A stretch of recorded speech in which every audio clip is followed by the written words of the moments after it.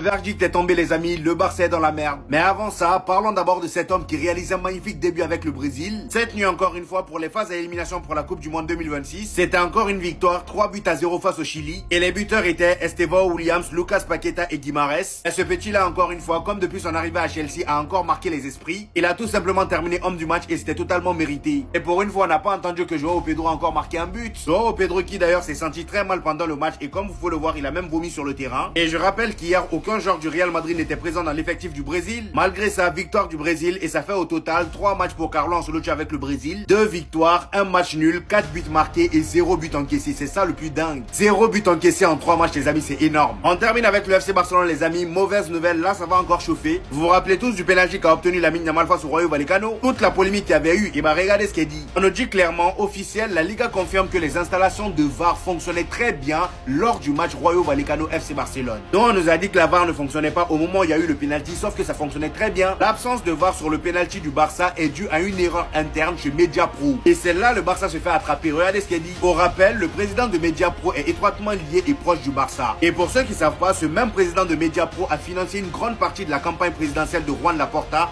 au FC Barcelone. Donc là, encore une fois, à cause de toute cette histoire-là, le Barça se retrouve dans la sauce. Très bonne nouvelle pour les fans du FC Barcelone. Le Barça va faire le coup du siècle en recrutant un défenseur pour remplacer le départ d'Inigo Martinez qui nous a tous fait mal. Et sachez-le, le Barça va recruter un joueur libre l'été prochain. Il y a plusieurs sources qui montrent que le FC Barcelone est intéressé par ce joueur. Bougez pas, je vous explique tout. Après Sport, le FC Barcelone souhaite recruter Marc Guéhi comme agent libre l'été prochain pour remplacer le départ d'Inigo Martinez. Et ce recrutement s'est fait par la demande de Flick, qui a toujours demandé un joueur qui pourra remplacer potentiellement Inigo Martinez. En tout cas, c'est un joueur de Crystal Palace. J'ai regardé quelques extraits de ce joueur et apparemment il est solide à son poste et il applique le style de Flick.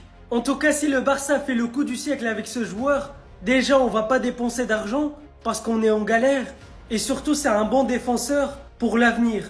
Sachant qu'il y a plusieurs clubs européens qui s'intéressent à ce joueur et le directeur sportif d'Eco l'a contacté personnellement pour savoir son avis s'il veut venir ou pas. En tout cas, dites-moi ce que vous en pensez de ce joueur. Passez une bonne journée. J'aime beaucoup ce qui se passe derrière moi. La story de Lamine Yamal. Faut aller voir sur son compte officiel. Il a posté une photo avec son petit frère, My Junior.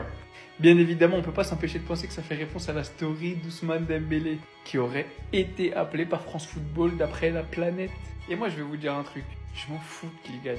Honnêtement, ce qu'Ousmane Dembélé soulève, c'est 100% mérité. Vu les critères du Ballon d'Or ces dernières années, s'il l'a pas pour moi, c'est pas normal. Et personnellement, j'ai toujours dit qu'au Barça, si je le donnais à quelqu'un, ce serait Rafinha. Mais alors, dans un Ballon d'Or quasiment joué d'avance, à quelques jours du Ballon d'Or, ils ont décidé de ramener leur grain de sel.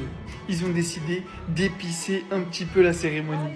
Ils ont décidé tout simplement, avant que quelqu'un vienne nous leak le gagnant du Ballon d'Or comme d'habitude. Parce que c'est comme ça que ça va se passer les gars, on le sait très bien en 2025. Ne soyez pas naïfs. En attendant ce leak, avant la cérémonie, ça laisse planer le doute. On a un qui met une petite story à l'ancienne, un peu en mode started from the bottom, now we're here. Avec bien évidemment les paroles de la musique de Tiakola qui résonnent. Et derrière, t'as Lamine Yamal qui répond. Non, moi j'aime ce divertissement. Rien que pour ça, vous devriez apprécier Lamine Yamal. Rien que pour la vibes qu'il apporte. À 18 ans, il contrôle déjà tous les médias de la planète. Rien qu'avec son téléphone en postant des stories. Si ça, c'est pas fort.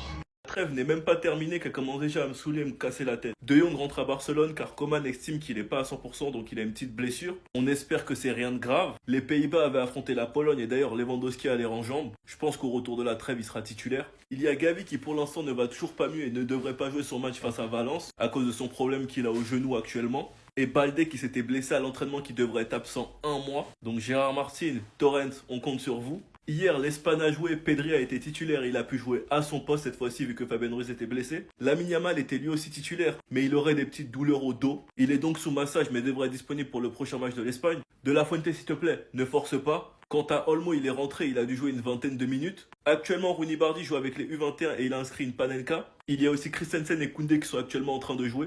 Rafinha a joué hier avec le Brésil en numéro 10. Et franchement les gars, on va pas se mentir que c'était du lourd. Moi je vous l'ai dit, ce mec peut jouer numéro 10. On attend maintenant le match de l'Angleterre. On attend aujourd'hui la fin du match de la France, du Danemark. Donc s'il vous plaît, tenez-vous bien. On espère surtout rien de grave pour De Jong. Enfin bref, sinon vous les gars, vous en pensez quoi? Rien sur ta patience, ennui.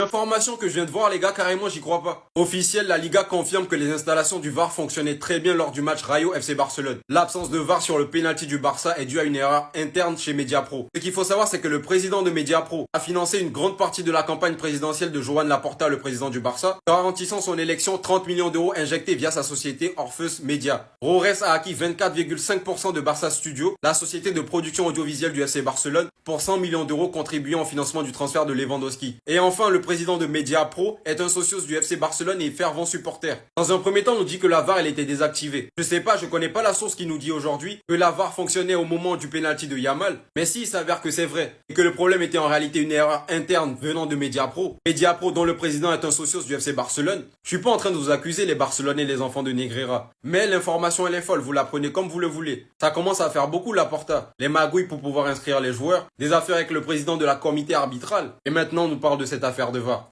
Ligue des Champions, il va y avoir 7 affrontements. Cucurella vs Lamine Yamal. Et on se rend pas compte de la pression qu'il y aura sur les épaules de Cucurella. Parce que pour commencer, il doit défendre sur Lamine Yamal en connaissant très bien ses qualités, car il s'affronte H24 à l'entraînement. Il avait lui-même dit auparavant, défendre sur Lamine Yamal à l'entraînement, ça craint. À chaque fois, le coach le place face à moi. D'abord, j'essaye toujours de ne pas le blesser. C'est compliqué de jouer face à lui car il trouve toujours les moyens de faire les différences. Et tu ne sais jamais ce qu'il va faire. C'est à moi de souffrir aux entraînements. Je profite plus les jours de match car c'est en notre faveur. Il a une habilité et des qualités difficiles de trouver chez les joueurs aujourd'hui. En sélection, Cucurella le dit lui-même, il respire quand il joue pas contre lui. C'est un joueur qu'il faut dans son équipe et non pas contre. Sauf que là, Cucurella l'aura contre. Il l'a dit plusieurs fois, défendre sur lui, c'est super chiant. Maintenant, les déclarations d'après-match de Cucurella, il a dit Lamine Yamal a fait une belle année et il mérite de remporter le Ballon d'Or. Je suis prêt à l'affronter en Ligue des Champions. Mais il a aussi rajouté, je ne peux pas laisser Lamine Yamal se blesser car si cela arrive, je ne pourrai pas revenir en sélection, en rigolant. Il explique que ce sera un beau match, agréable et spécial. On sait tous que Cucurella, les gars, c'est un gros client qui est archi sous-coté, qui a cette faculté à rentrer dans la tête de l'adversaire et les rendre fous en utilisant le vice. Ce sera agréable car c'est deux joueurs qui s'apprécient énormément. Donc on verra sûrement de superbes images durant le match.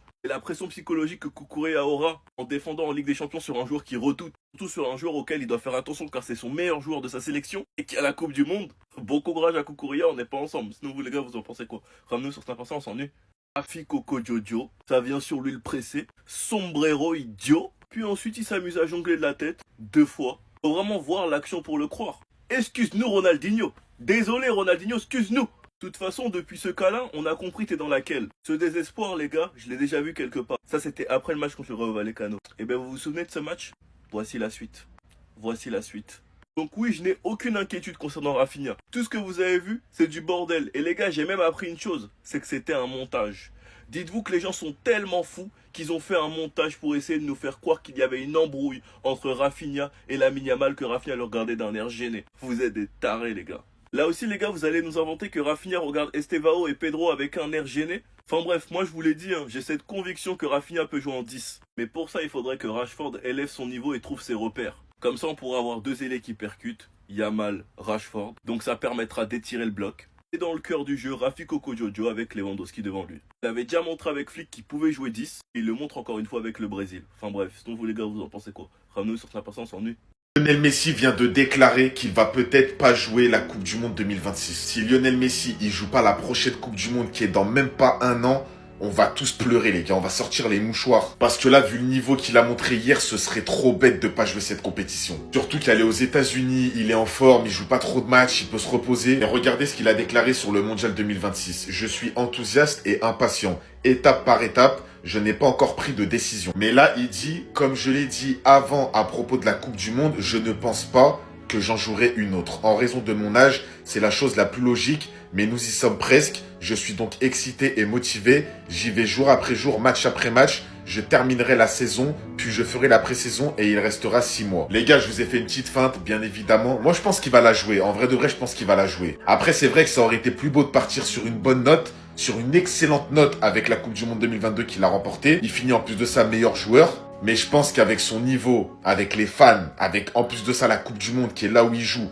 aux États-Unis, c'est bête de pas la jouer. Franchement, il faut un dernier truc. Alors je dis pas qu'il va la gagner, parce que là ça repart de 0, faut qu'il regagne tous les matchs. Il y a l'Espagne, il y a la France, il y a l'Angleterre, il y a le Brésil, mais Messi, tout le monde veut le voir jouer au foot. Et moi, j'ai trop envie de le voir jouer le dernier mondial. Je sais pas vous, dites-moi en commentaire.